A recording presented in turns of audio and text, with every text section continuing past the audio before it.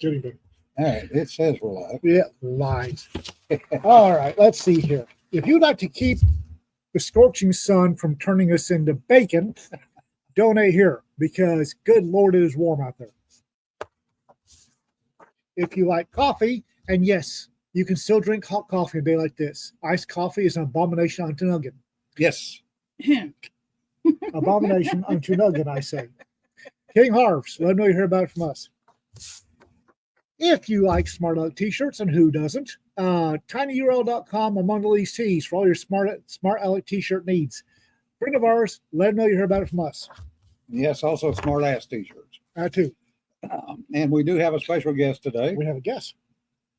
Taylor Anderson, who I would almost classify as a modern Renaissance man. Sure, why not? Well, he's been a professor. He's built guns. He's built artillery. He's a writer, and he's also a hunter. Yep. I mean, what's not to like? Exactly. You know. So on that note, let's go ahead and bring Taylor in, and we'll let him add whatever he wants. There he is. Ladies and gentlemen, Taylor It's good Anderson. to be on here. I appreciate you. Thank you very much. I appreciate the invitation, and I've enjoyed visiting with you all off the screen, as it were. Yeah, the check is in the mail. Not much. There's not much to add really to what they said. I did a little bit of movie work once upon a time, but other than that, I think they pretty much covered all the bases. Aside from my pre-college late labor jobs that I'd prefer to forget about. Don't we all have something like that? Yes. Well, yeah, we do. Yes, Nancy, we finally got him on. Yes, Nancy Fries. Oh, I'm Yeah. sorry, Greg. So, Taylor, you have Yes, sir. 2 series out. Why don't you tell folks about your series? Well, the first one is the Destroyerman series. It's a series of 15 books, which still kind of amazes me. Started out just as an old-fashioned adventure yarn with a twist, and next thing I knew, they were on the New York Times bestseller list, and I guess I was kind of amazed at the time, and very, very appreciative that people still liked reading stories like that. It's kind of a historical military science fiction, I guess you would say. Yep. It begins at the outbreak of World War II with U.S. Asiatic Fleet, which that was an Alamo-like situation if there ever was one. Mm-hmm. And not many people are familiar with it. And we had American, British, Dutch, and Australian warships trying to work together to defend against the Japanese that were invading the Dutch East Indies, which is now Indonesia. And all they had was World War I relics, essentially, with which to fight what was at the time the most powerful navy in the world. And I avoided using any ships with a wartime record by choosing a couple of old 4-stacker destroyers that had already either been scrapped or otherwise disposed of. And because I felt important to put up a wartime record, or alter the wartime record of any ship that had one. And the addition of 2 4-stacker destroyers to the Asiatic fleet would have added a couple more rusting hulks on the bottom of the Java Sea, and that was, they could have made no material difference whatsoever. And so up to that point in the story, I guess the first 30 pages or so, it reads like a historical novel. and then it gets really weird. and and it stays weird for 15 books, except the history. I try to make the history remain as hard as I possibly can, and so that grown-ups can choke it down. But at the same time, I try to keep it kind of PG-13. Jim and I had a discussion last night about talented cussers, and there are a few of those in the story, but there are some words that I just don't use, and I don't use graphic sex scenes and things like that, so that it's a grown-up story, but parents don't feel bad about letting their young adult children read it. And I've been very happy to get a lot of contacts from youngsters, some of which have joined the Navy. And that's not, I wasn't trying to to recruit for the Navy, although I'm proud of them, and I'm certainly glad that they got in. But it's completely different Navy now than it was in the 1942 Asiatic Fleet. Oh yes. Yeah, a little bit. So my son is home on transfer leave. He's been in the Navy for just about a year. And why he joined the Navy is a mystery to me as I look at Jim. Because family tradition is Air Force. He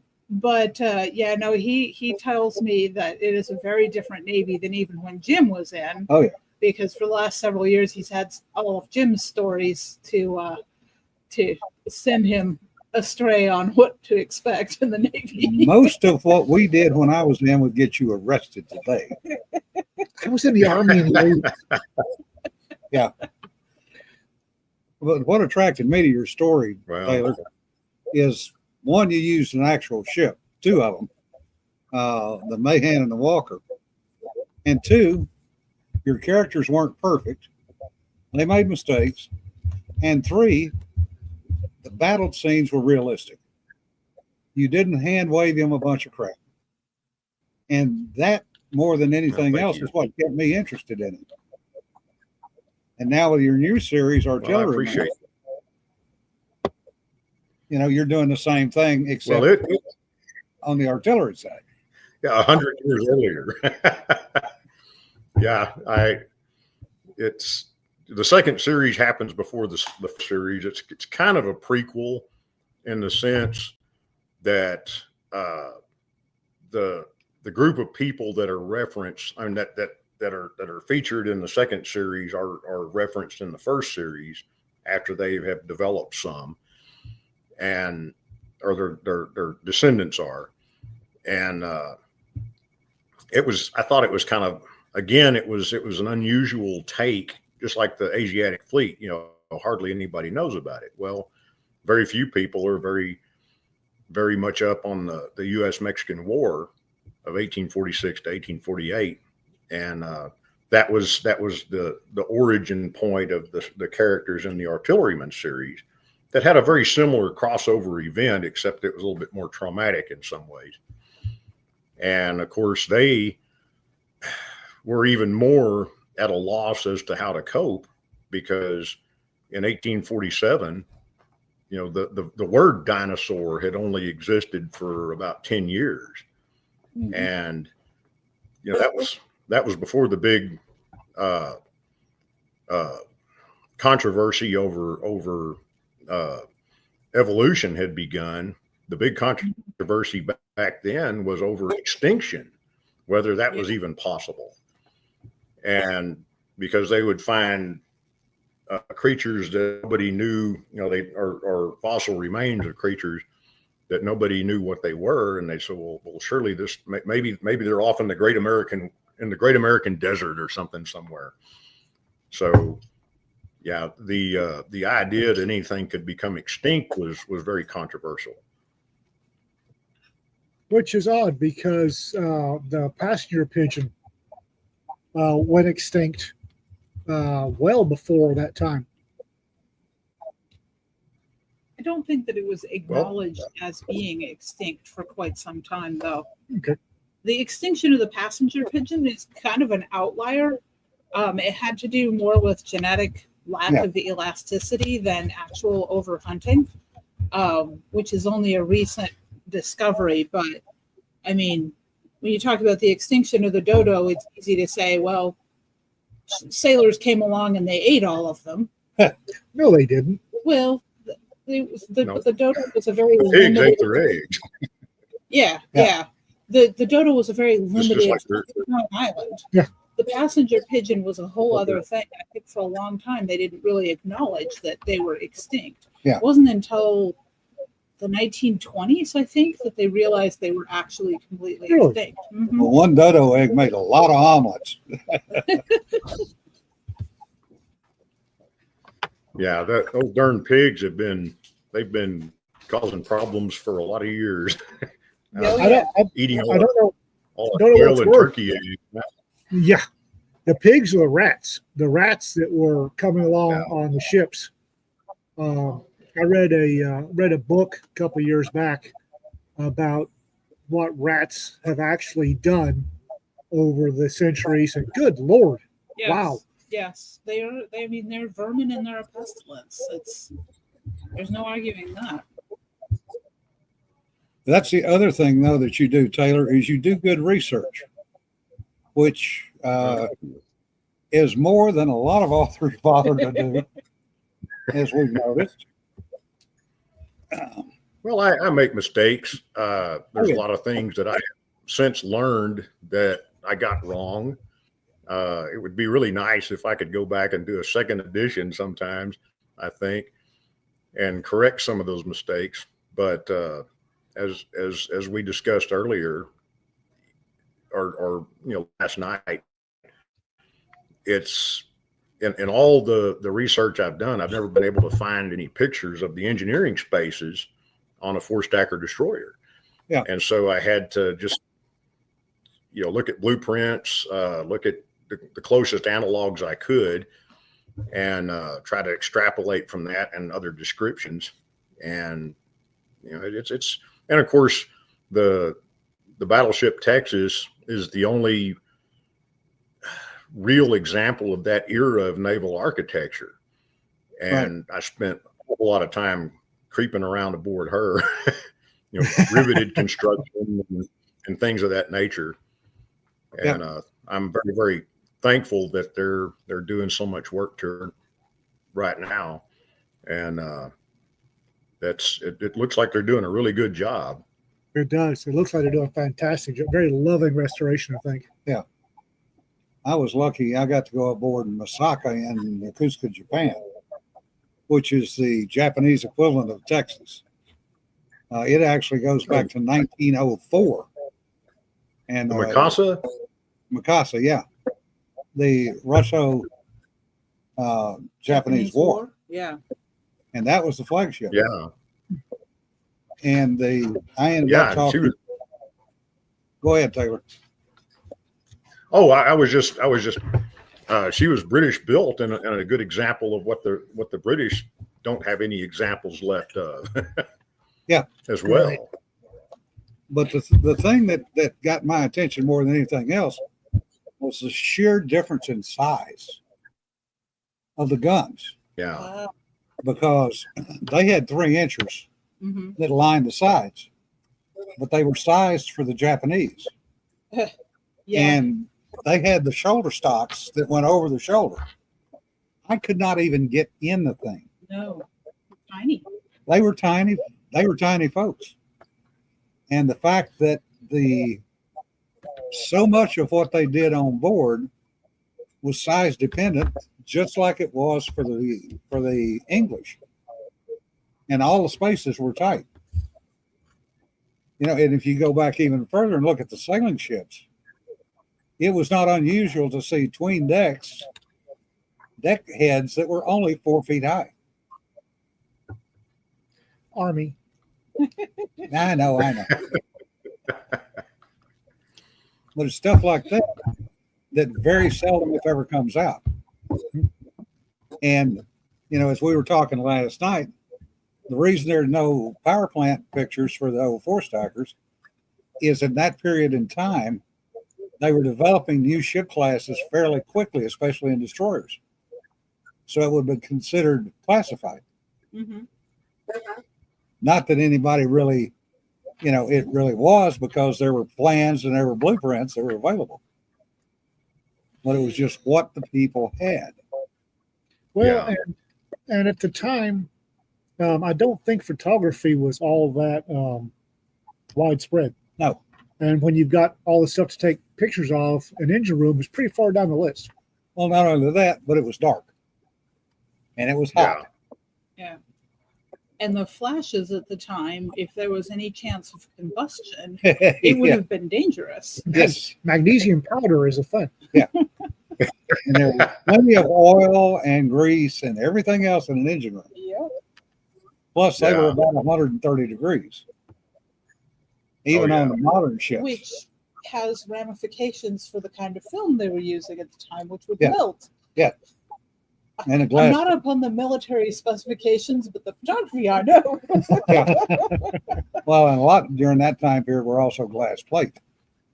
But I mean, And the still, emulsion would literally run off of it. exactly. I was going to say the chemicals. Yeah. By the time you get up to a certain temperature, you're catalyzing all kinds of reactions. Yeah. Some of which are a little more energetic than your photographer wanted Yeah. to deal with. That does bring up something I remember from last night.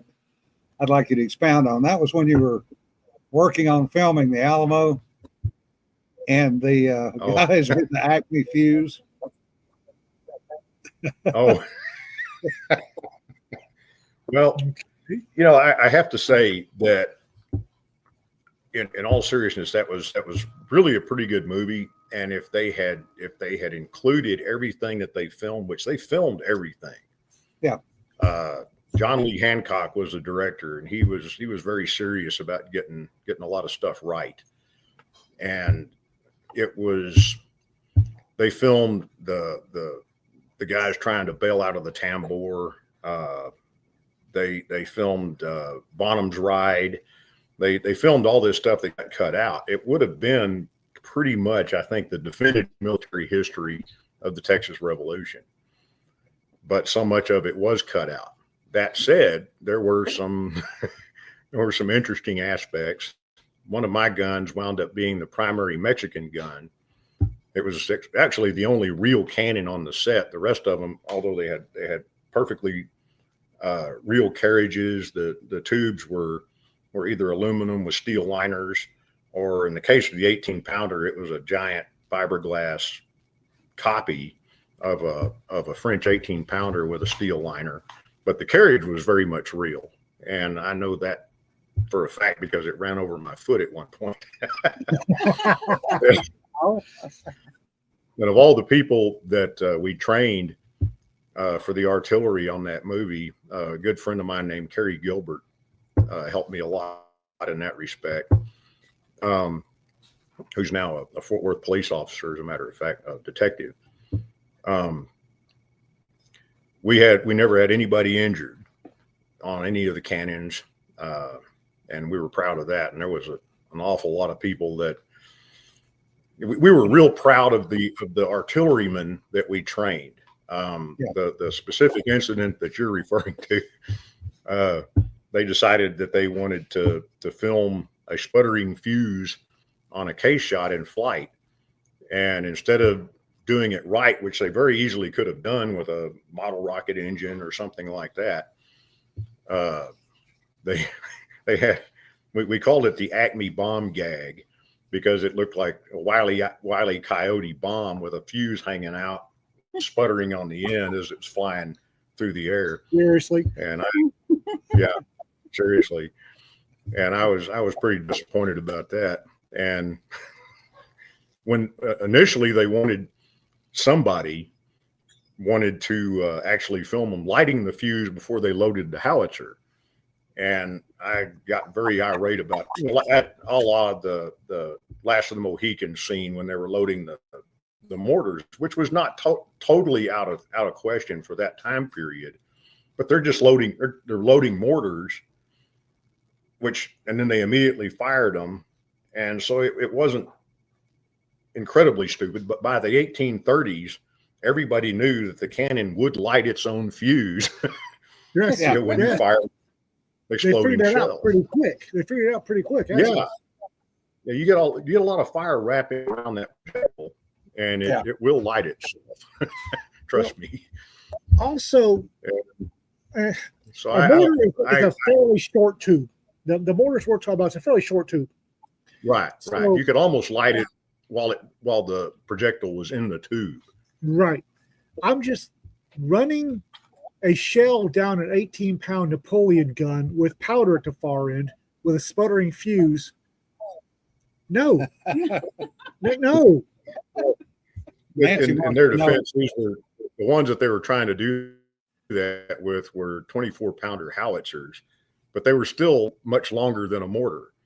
Yeah. Just that rolling down the tube. They would have used fixed.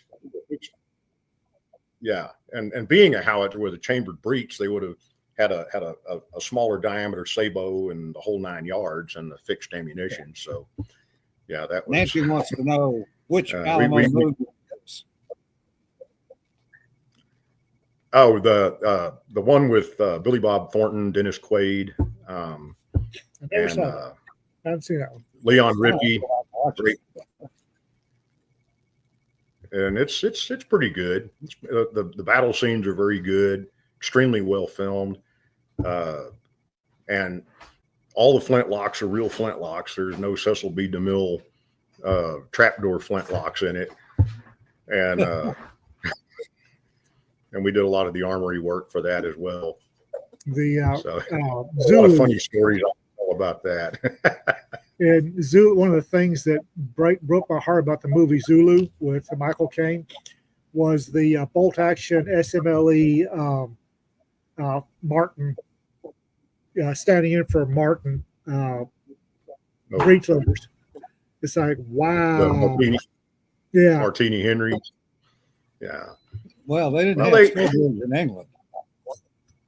I mean, Stowbridge was notorious in Hollywood for having over 90% of the world's weapons in stock for movies.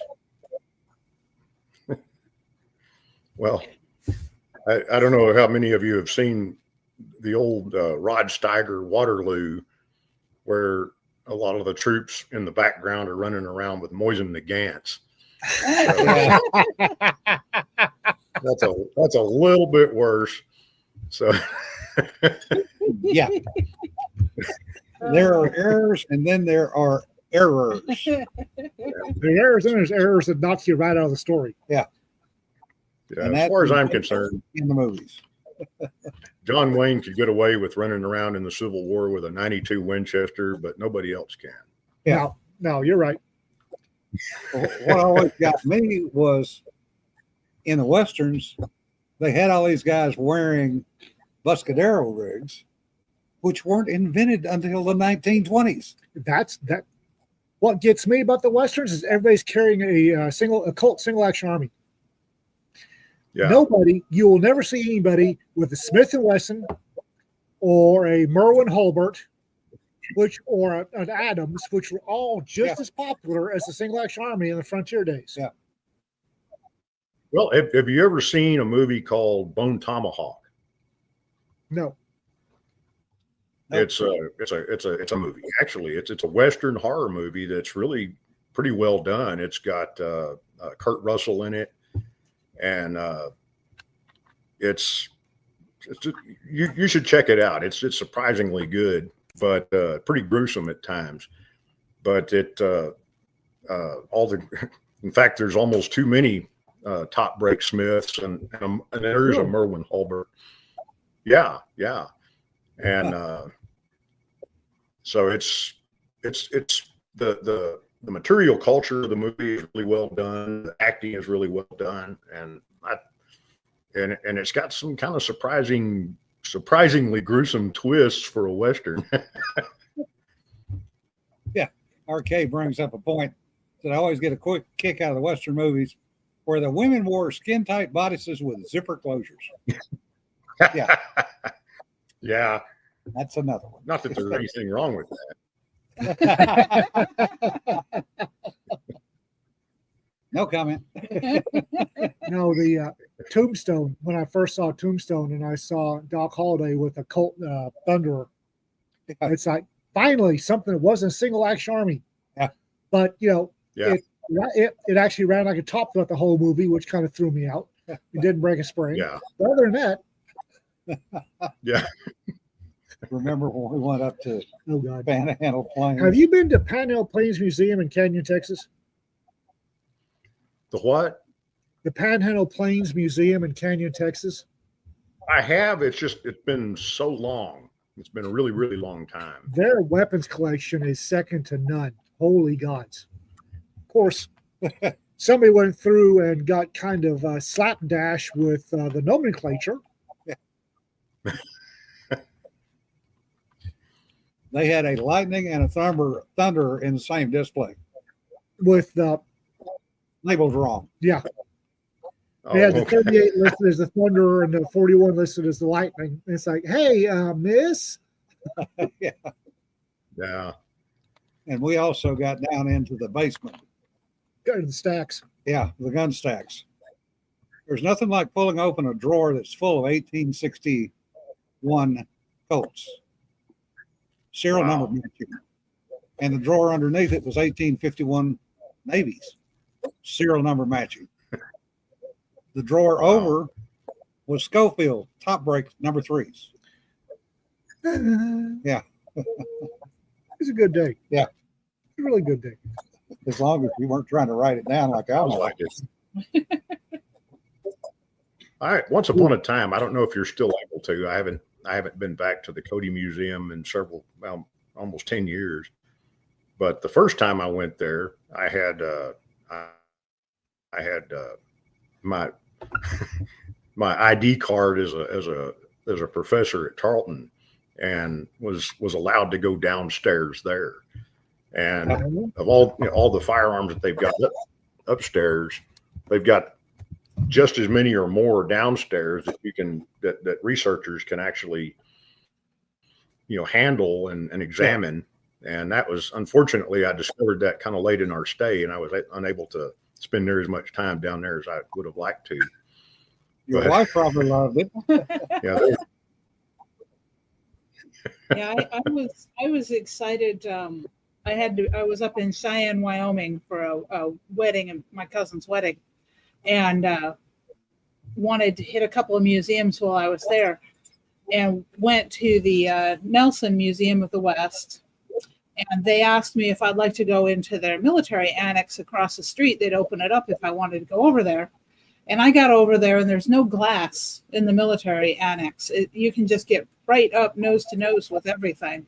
And I didn't really get a whole lot else done that day because I spent most of my time going through and doing sketches and pictures. And yeah, so. Oh, yeah. Still not sure what I'm using that for research for, but it'll go in something. Well, there's another one up there, Panhandle, Texas. It's a little small museum. And it's got the original 101 ranch house, which was the first wooden house that was built in Texas. It was actually brought in on the railroad. And it was donated to the museum. Well, we managed to get into the wagon exhibit, and they have an original Studebaker wagon in there that is completely original other than the metal hoops. Still had the wooden hoops, but also had 3 metal hoops. And we managed to get in and look at it, and they even still had the old wooden brakes, the Cedar brakes on it. And they had all the tools to change it. And it's like, where in the hell did y'all find this? Well, we got donated. So I find a barn. Yeah. yeah. Barn find. Yeah. Another one.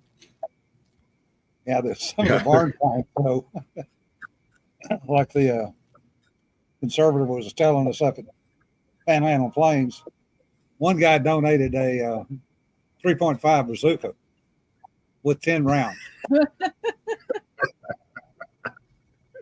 And they had one of every SG-42.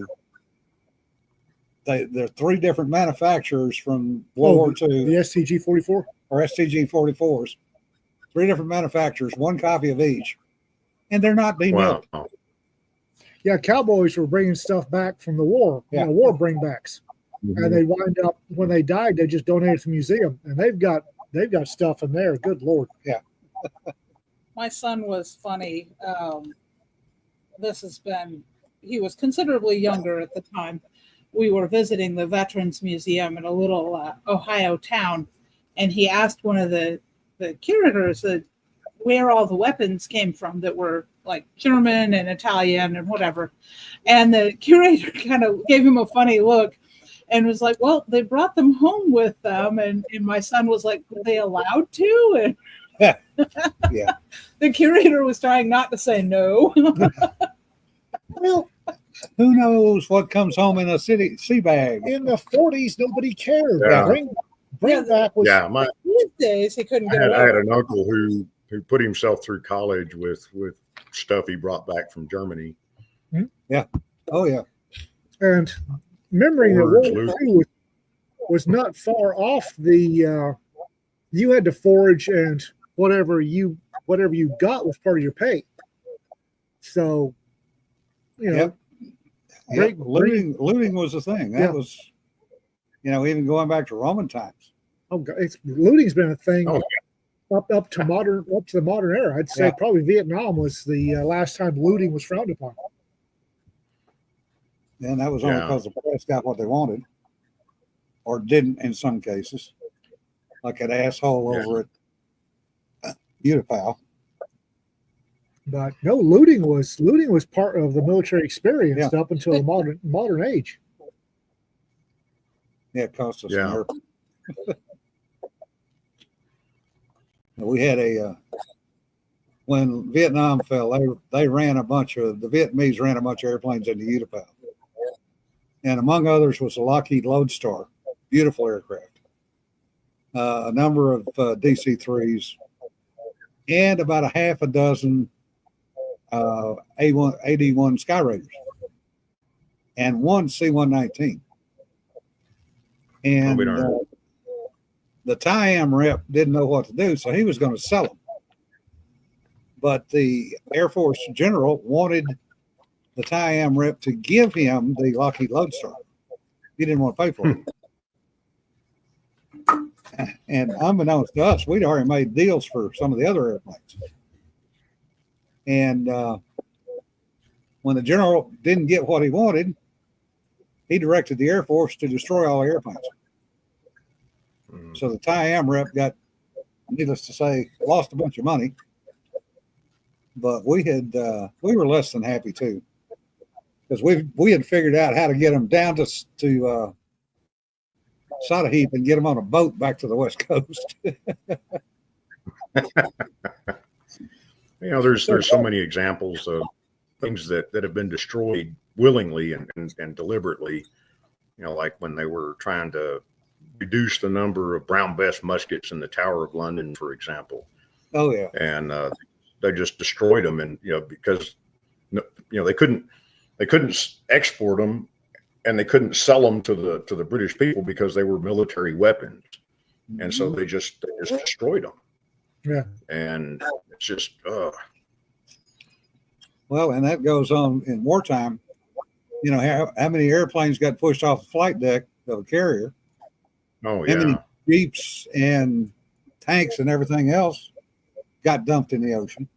well, I'm remembering that the NRA gathered up for Britain in World War II, gathered up how many donated personal rifle shotguns sent to England for the Territorial Army. And after it was over with, the English destroyed them. Yeah. So sending back, they destroyed them. What yeah, the not hell? just shotguns either.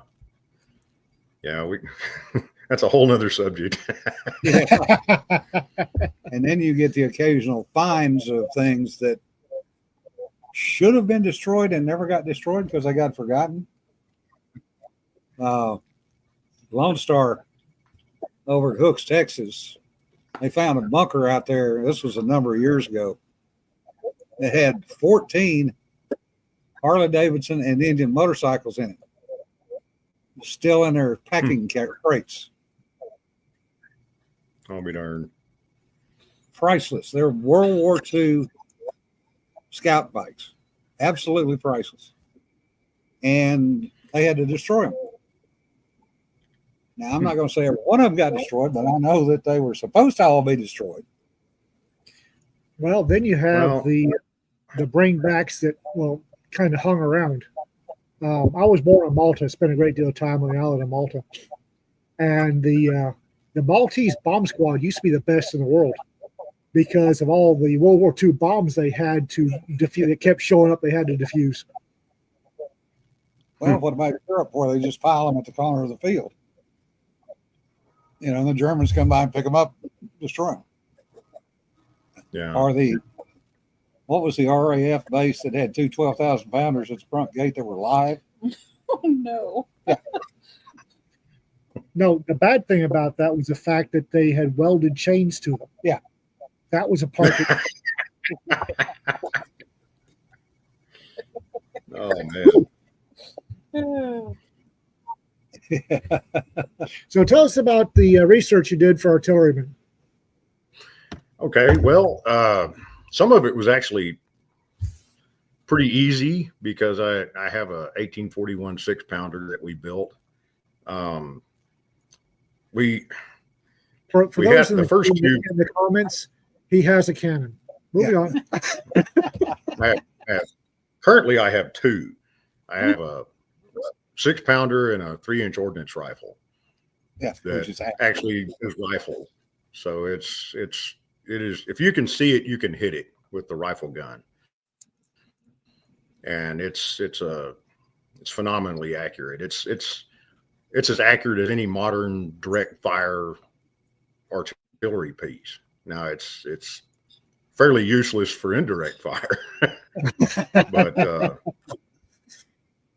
the 6-pounder is actually a fairly new tube. We had another tube that we literally wore out. It had a steel liner in it, so it wasn't a bronze tube that had wear issues that were similar to what they would have had originally, where they had a life expectancy of about 700 rounds. But this one, we put about 3,000 live rounds through it over the years, and it had just about achieved lawn ornament status because it was actually shaped at the muzzle, and that's when we built a split trail for it and took it down to the Alamo, and it became the main Mexican gun. And when we got it back from there, it was pretty good. Well, after spending 7.5 months in without any maintenance whatsoever, it was pretty trashed. And so I fixed that one up, and we actually competed with it once more and won the match with it. But it was those split trails are just so much heavier and cumbersome than a stock trail carriage. And so we sold that one to a museum. I think it may be down in front of a bank in Houston somewhere now, but we took the proceeds of that and got a new tube it's leaps and bounds better than the original tube was, and we could hit a pickup size target with it every shot at about 500 yards. We use a Cedar sabot that the compressibility of it is so much better. It mashes and takes up the windage really well. And so it doesn't have a lot of, it's going to hook at some point, but with a smooth bore, velocity is key. And when you lose velocity because your sabot fails or something like that, and it's going to hook much more. The hook is going to manifest itself more rapidly. And also, of course, if it's clattering down the barrel instead of being fixed in a sabot. But the rifle gun, we could shoot the mirrors off the truck at 500 yards.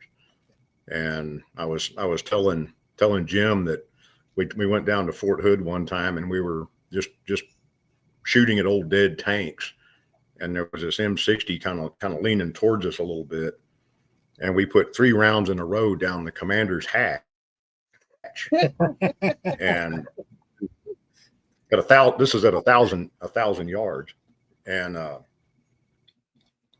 we said, well, let's see if we can skate one off the top of it, and leave a, because our noses and skirts are made out of lead, and then the body of the projectile is steel, but it's slightly undersized, and the bearing surface is lead, so it doesn't erode the rifling.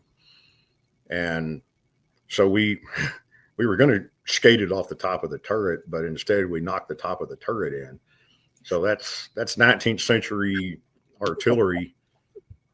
Granted, the top of the turret is the thinnest armor on the tank, but still, it's still armor. And that was pretty impressive. And then there was an old tracked ammo hauler up at Fort Sill when we were competing up there one time. And of course, they didn't have any armor to speak of at all. I can't remember what the designation is on it, but we aimed at the left front headlight, hit that, blew the top of the engine off, went through the crew compartment, went through that, and went into the bed. It had a bunch of railroad ties in the back, and it launched them like Tinker Toys. And then we blew that big hitch off the back, and that's just kinetic energy. Yeah. And it's amazing what they were capable of. But anyway, so as far as that kind of research was concerned, it was already kind of in my head. Yeah. Canister is wicked. We've shot a lot of canister. Probably the only reason we haven't hunted pigs with it is because the gun weighs so much. Oh. I got a butt chewing from a game warden in Clarendon one time because I was hunting pigs, and I had bought 2 pounds of tannerite, and I had the tannerite set up, and I put it in a little bowl of nails, and I had it hung over a trench that I filled with Jello or Kool-Aid and Jello. And when I had enough of them that were showering the Kool-Aid, I shot the center of the tannerite, and got a butt chewing from the game warden. Well, this sounds callous and crude and mean and everything like that, but I think people in other parts of the country that haven't had to cope with these damn pigs, don't quite understand the problem that they are. And they've nearly got me several times. And I know people that have been, injured seriously by the things. And besides that, all the millions and millions of dollars worth of damage that they cause. Yeah. But that was pretty easy research. Of course, pigs have provided a tremendous amount of analogs for projectiles over the years that I can describe what they do when they hit things. Ballistic damage. Yeah. All the firearms in the artilleryman series I have and use and have hunted with. Let's see. The hardest part of writing that series was when I first started out. I was in full Patrick O'Brien mode, trying to have everybody talk the way they would have in the mid 19th century. Yeah. And it dawned on me that people that were used to my style or the Destroyerman series wouldn't like it. And so I kind of cheated and implied that Courtney Bradford, an Australian petroleum engineer who's a feature in the Destroyerman series, is kind of telling the story. And so I maintained the same narrative style that I had used in the Destroyerman series, but I used some 19th century dialogue on occasion, and sometimes it's clear and sometimes it's not, depending on the character. And that's one way to help differentiate characters from one another, is to use different speech patterns. And I like that. And other than that, well, for one thing, the artillerymen in the story use almost exclusively Hidden's patent locks, which I have to give a lot of credit to another friend, Chris Fisher, who's also a mutual friend of Gordon Fry's, and he and I had been we'd been in arguments with other artillery aficionados over time about whether or not friction primers were in frequent use during the war with Mexico, because they did exist. But when they did archaeological excavations on the battlefield at Palo Alto, they never found any little brass tubes, but they did find plenty of these star-shaped, looked like giant musket caps that had been exploded. And that was the type of primer that were used with the Hiddens patent lock, which is basically a giant percussion lock that was used on artillery pieces. And so that, I can't remember what came first in this instance, but Chris also found documentation of a great number of these locks that were actually ordered and delivered. And then over the years,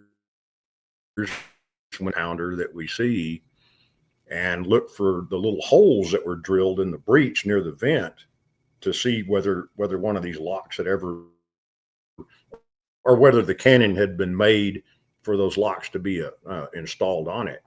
And sure enough, an awful lot of them that with the proper date, time period, actually did have that screw pattern that was intended for Hiddens patent locks.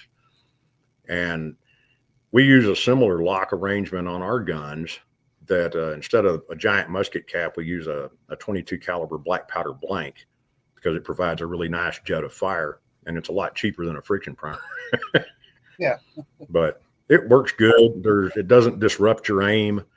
Like sometimes somebody gets a little bit excited and jerks on a friction primer, and might shift the gun slightly, especially if it's a light, small gun. But so that was kind of cool. Other than that, it was just researching the time period, researching available units that I could use again without saying, okay, these guys were.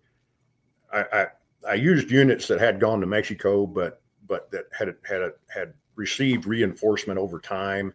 So some of these reinforcements might have been able to be diverted, and I take that kind of seriously. I try not to mess with historical war records, whether it be with people or ships or anything, out of respect for those that were there. Yeah. And that's a consideration a lot of people don't do. I mean, it would have been, going back to the battleship Texas, which I'm not going to say that something like it might not appear at some point in some of my writing, but I won't ever interfere with its wartime record. Let's just put it that way. Yeah. Well, it's definitely got one to be proud of. What's that, sir? It's definitely got a wartime record to be proud of. Oh yeah. When it counter flooded off a Cherbourg to smite those marshaling enemy tanks, that was inspirational. And there's so many things like that make you wonder, why won't they ever make a movie about that? It's probably the biggest complaint I ever got from people about the Destroyerman series was in the opening phase of the story, where the Walker and the Mayhan get the absolute crap shot out of them. They're being pursued in a historically correct fashion by multiple Japanese task forces while being attacked from the air, and they were actually trying to steer into squalls in order to disrupt the enemy rangefinders and things like that. And of course, it's hard to attack from the air in a range squall, obviously. Mm-hmm. And the USS Pope actually did evade destruction for a while by doing that, and that's described in the story. And but toward the end of that episode, when when the Walker and the Mahan go up against a Japanese battle cruiser, they say, "Oh, well, nobody would ever do something like that." and it would just set me back, and I'd say, "Well, what about Taffy 3?" Yeah. And What about the PT boats? Yeah. Well, went up against the Yamato, for crying out loud. I mean, it's and a bunch of other battleships and cruisers, and this was a handful of destroyers and a DE, for crying out loud, and the knife fights around Savo Island and around Guadalcanal. I mean, those just unbelievably inspirational things that. And that makes you wonder if that's why they don't make movies about them, because they are so inspirational. Yeah. I don't know. The siege of Malta, where the Italians and the Germans started bombing the crap out of it, the British couldn't reinforce it. So initially there were 3 Gloucester biplanes that had been obsolete before they came off the production line. And the Maltese were saying, but they used those all through the war. They were sending them up one at a time against the entire Italian and later German, air armadas, and they were kicking in teeth. Yeah. What about the ferry swordfish? Yeah. Sunk major German boat. Yeah. Well, the Finns actually, because it was so slow. Yeah, the Finns actually racked up a pretty good war record with the worst fighter of the war, the Brewster Buffalo. Yeah. Yeah. So it's. And P-40s, there's the Warhawk. At the same time that you had the P-40Es, which were brand new to the Philippines, and the guys hadn't had a chance to learn to fly. They were much heavier with more 50s in the wings and stuff like that. At the same time that they were getting shredded over the Philippines, Claire Chennault and the AVG were kicking butt in China. So, it's with B models. So it's, a lot of going back to what we were saying earlier, sometimes history is, don't look at all the angles. Well, what about the night witches? The Russian female pilots flying at night, flying biplane. Right. And the black cats and there's so many inspirational things that when I used to teach history, and I'd say, okay, I know I'm not going to test you on dates and all this kind of stuff. It's big picture stuff I want you to understand, and also and I'm going to try to tell it to you in such a way that, I mean, this is all these events that happen throughout history are like the most exciting movie you ever saw, except they're real. They actually happened. Yep. And I think if more history teachers did that, which probably more of them would be perfectly willing to, if they didn't have to follow certain guidelines all the time. But that's one of the things that you have to look at is what are those drivers that we don't see, that are functioning behind the curtain, so to speak, these days. Right. And that's where we as authors, I think, can make a difference in how we portray things in our novels. Right. Right. I agree entirely. I did write a short story around World War II and torpedoes and used an active submarine, but I matched the story to what that submarine actually did, including the patrols it was on and everything else. So it was technically accurate as far as the dates, times, and places of where it was. Well, that's perfectly fine. And I brought up many instances of historical events, and of course, you attribute it to an actual wartime record. It's for example, when they're bitching about the torpedoes in my books, talking about this Dutch freighter that came into Surabaya with an American torpedo stuck in the bow that didn't explode. Yeah. They'd flooded it down at the stern so that the bow would come up enough to where it wouldn't leak. Yeah. But you think about those guys and probably, what you wrote about, those guys that were risking their lives to get into positions with those crappy S boats in order to sink enemy ships, and their weaponry didn't work. Yeah. And you know what it came down to in the end? It was the fact they had never done testing with war shots. Right. All of the Mark 18 testing they ever did was with X-Torps, exercise torpedoes, which were 500 pounds lighter. Right. They went deeper. Yeah. They literally went set. under the And the Mark 6 torpedo exploders, the magnetic exploders were out of range. They may have even worked just fine if they'd been as close as they were set to be. Yeah. So, but the exploder mechanism itself was turned 90 degrees. Yeah. So if you hit flush like that, it's going to not go off because it bent the friggin' exploder. Yeah. If they turned it 90 degrees where it hit, they would have worked. Yeah, the contact exploder or torpedo pistol is what they called them. It was faulty too. And it's the Mark 10s worked just fine. They just didn't have the range or the speed. Yeah. And anyway, it's frustrating. You read stories. There was a book. It was a guy named Barsh who wrote a book about the Air Corps in the Philippines at the outbreak of World War II, and it's called "Doomed at the Start." And it's one of those very well done, and it would have been a comedy if it wasn't so tragic.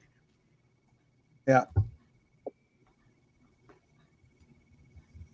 So, tell us what you're working on and what you're publishing next. Well, the fourth and final artilleryman book just came out, and I'm glad to see that out there. That is the final one. Enjoyed writing it a great deal, and I hope people like it. What I'm working on now, I'm finally able to announce, and this is probably the first widespread announcement that I've made, is I'm kind of returning to the Destroyerman, a lot of the characters in Courtney finally gets his Corps of Discovery, although all right. he's going to be able to, he's not going to spend as much time studying bugs and lizards and stuff as he would have hoped, but he gets to do it. But there are going to be other reasons as well for him to go off on these expeditions, and a number of old friends will appear. It's going to be a more focused cast of characters. A lot of the other ones, there will be occasional cameo appearances by other ones, but a smaller core group of characters in this first one in particular. And it's been a lot of fun writing, getting back in these weirdos' heads. The funny thing is I know a bunch of these people, and now all of them are kind of conglomerates. They're very few of them are any one person in particular, but they kind of know who they are, and it tickles me to write them. Yeah, please tell me that Silva goes with him. Well, that's for Nancy. I can neither confirm nor deny it, although I suspect that it's pretty obvious. Oh God! So, what's the projected release date for this? I don't have one yet.